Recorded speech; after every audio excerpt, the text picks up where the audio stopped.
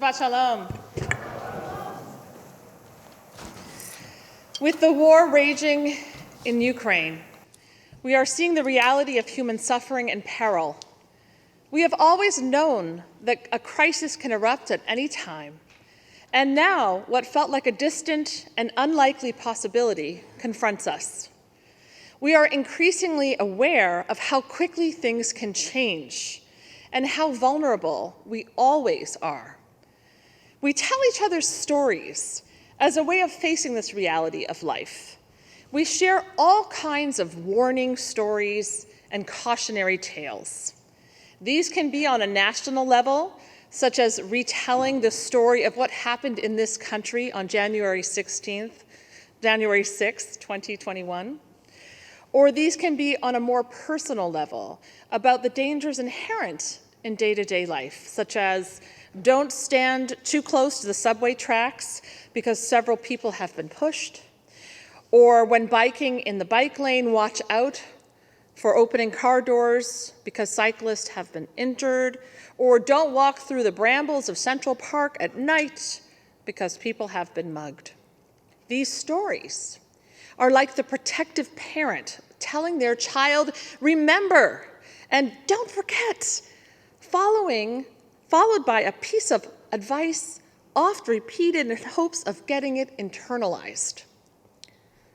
This week, we celebrate a special Shabbat called Shabbat Zachor, the Shabbat of Remembrance, which falls every year on the Shabbat that precedes Purim, a time when we are steeped in two cautionary tales, the first of which I spoke about last week. We are commanded to remember Amalek, who is a symbol of evil in Jewish tradition, in order to blot out evil. But our sages took this even further, and not only looked to uproot evil in society, but to uproot the capacity for evil within each one of us. As the Maggid of Mezrich said, every person needs to wipe out an evil portion that we call by the name of Amalek, buried in their heart. The seed of Amalek is always found in the world, and since every person is also considered a small world, there is reality to Amalek being the force of evil in every person that wakes up every time to entice a person to do wrong. And on account of this comes the commandment to remember in the Torah. In this way, the narrative of Amalek is a cautionary tale, warning us to remember our own propensity to do harm. It pushes us to be self-reflective, to notice when we find ourselves being pulled by hurtful thoughts that can lead to harmful actions. It is why Judaism places such a strong value on practicing humility and compassion. The Torah knew these things need to be cultivated within us, as we are all capable of wielding injustice. This is illuminated by the commandment to remember also what God did to Miriam on the journey upon leaving Egypt. This episode retells one of a series of uprisings and challenges to Moses' leadership, in which Moses' sister Miriam, along with Aaron, move against Moses because of their jealousy of his power.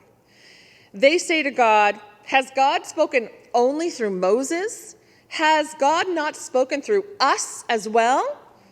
Furthermore, they complain against Moses' dark-skinned wife. In an ironic turn, God punishes Moses, afflicting her with a skin disease that turns her skin as white as snow. This cautionary tale reminds us of our own capacity to act with injustice. All people have the capacity for hateful words. All of us have the capacity to do hateful acts. Even the greatest of us, as represented by Miriam and Moses, have that capacity. We are commanded to remember these stories in order to guard against this tendency within ourselves. This week, we also remember and retell the narrative involving Amalek's descendant, Haman, who also seeks to destroy the Jewish people. Though the story of Purim is filled with cartoonish characters and outlandish plot lines, there is a moving verse that is earnest and heartfelt in this sea of dark comedy. Esther has learned about Haman's plot to kill the Jews. In a moment of doubt, she is unsure if she can rise to the occasion. She fears for her life. Mordecai strengthens her with these words. Who knows?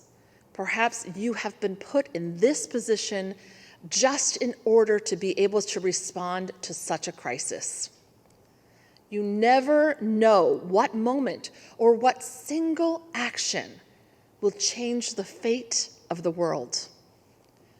We cannot forget that we each have the ability to have a positive impact. On this Shabbat of remembrance, we are told to both remember and to not forget. What's the difference? Remembering is telling a story. It's teaching Torah. It's recounting the past to the next generation. Not forgetting is fighting the urge to put things completely behind us. We want to forget that it was ever bad. We want to forget that we have made poor decisions. We want to forget that we have hurt others and hurt ourselves. But we are equally capable of lifting ourselves up and healing the world. We have both, and we have to choose time and again. The Baal Shem Tov said, "In remembrance lies the secret of redemption." Perhaps this is because the act of remembering, of not forgetting, can create a better future in which we lead with compassion, humility, and courage, laying the foundation for freedom for all. Shabbat Shalom.